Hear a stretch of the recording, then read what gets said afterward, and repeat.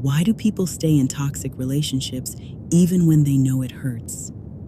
In this emotional story time, we explore the psychology behind toxic love, trauma bonding, emotional abuse, and why walking away can feel impossible. This story is for anyone who has ever loved someone who slowly took pieces of them away. People always ask the same question: why didn't you just leave? They ask it like the answer is simple.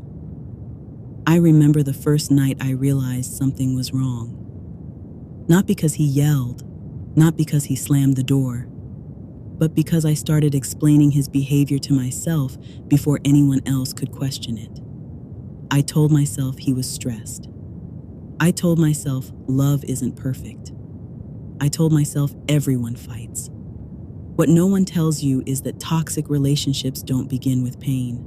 They begin with connection. At first, he made me feel chosen, seen, needed.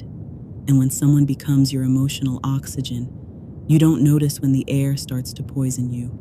The insults came quietly, jokes disguised as truth, silence disguised as peace, control disguised as protection. And the worst part? The longer I stayed, the more I believed I was the problem. People stay because they're addicted to the version of love that existed at the beginning. They confuse intensity with intimacy. They've been conditioned to believe pain is proof of commitment. Leaving didn't feel like freedom. Leaving felt like withdrawal. I wasn't staying because I didn't see the red flags. I stayed because I hoped love could erase them. And sometimes, the most toxic relationship isn't with another person.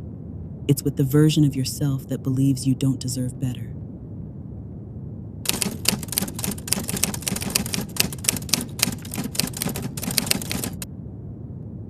Trauma doesn't always look like anger or sadness. Sometimes it looks like distance. In this emotional story time, we explore why trauma survivors push away people they care about, and how fear, loss, and survival instincts shape relationships. I didn't push them away because I didn't care. I pushed them away because caring felt dangerous. Trauma teaches you survival before it teaches you love. When you've been hurt deeply, affection feels suspicious. Kindness feels temporary, and love feels like something that will eventually be taken away. So instead of waiting for the pain, you create distance. I'd leave conversations unfinished, disappear emotionally, pull back right when things felt safe, not because I wanted to hurt them, but because closeness triggered memories of loss. Trauma rewires your nervous system.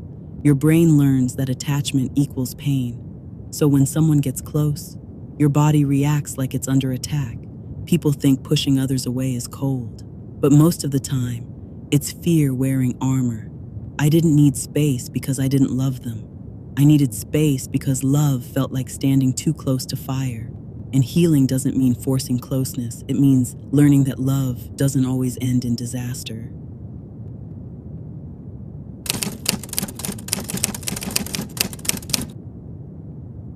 Not all abuse is loud.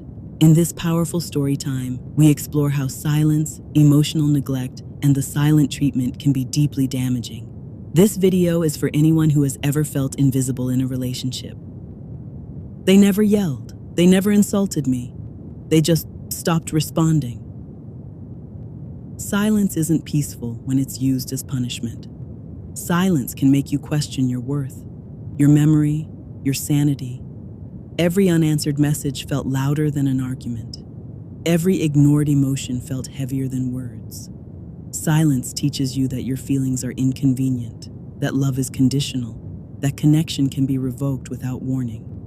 And the scariest part? You start shrinking yourself to avoid being ignored again. Silence doesn't leave bruises, it leaves doubt. And sometimes, being unheard hurts more than being yelled at. Thanks for watching. If you enjoyed this video, remember to hit the like button and subscribe to my channel.